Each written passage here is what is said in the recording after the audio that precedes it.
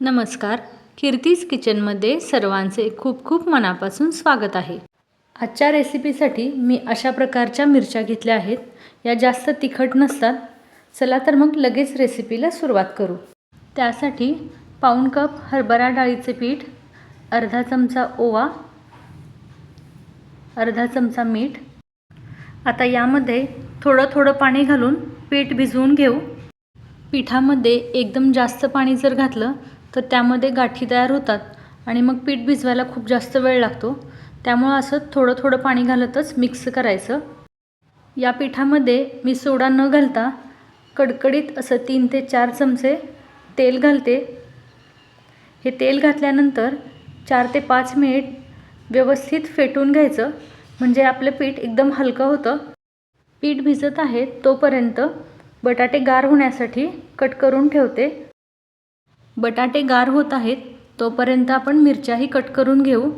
त्यासाठी मिरचीला एका बाजूने कापून त्यातील सर्व बिया काढून घ्यायच्या, म्हणजे आपण जे सारण भरणार आहे ते मिरचीमध्ये व्यवस्थित भरलं जातं.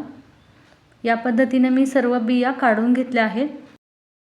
तोपर्यंत बटाटेही थंड झालेत. आता याची साल काढून घेऊ. बटाटे चाकूने कट न करता अशा प्रकारे पोटॅटो स्मॅशरनी बारीक करून घ्यायचे. आता यामध्ये घालण्यासाठी फोडणी तयार करू. 3 चमचे तेल गरम झाले की त्यामध्ये आलं लसूण पेस्ट, धणे जिरे पावडर, पाव चमचा हळद, 1 चमचा लाल मिरची पावडर, अर्धा चमचा तिखट, थोडीशी साखर म्हणजे तिखट जळत नाही. आता हे मिक्स करून घ्यायचं. पाव चमचा हिंग, चाट मसाला अर्धा चमचा.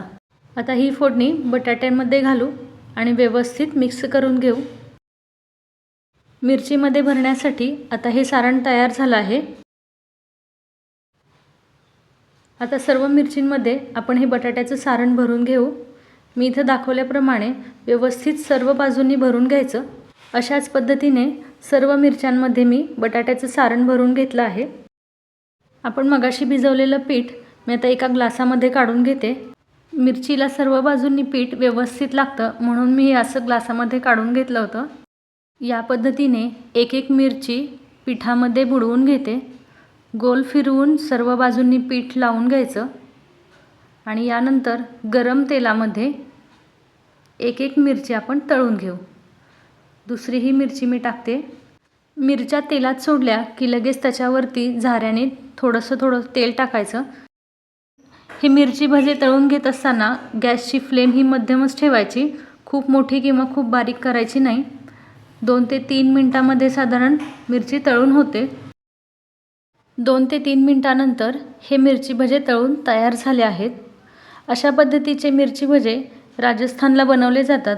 तर तिकडच्या पद्धतीचे हे राजस्थानी मिरची पकोडा तुम्हाला कसे वाटले कमेंटमध्ये नक्की सांगा.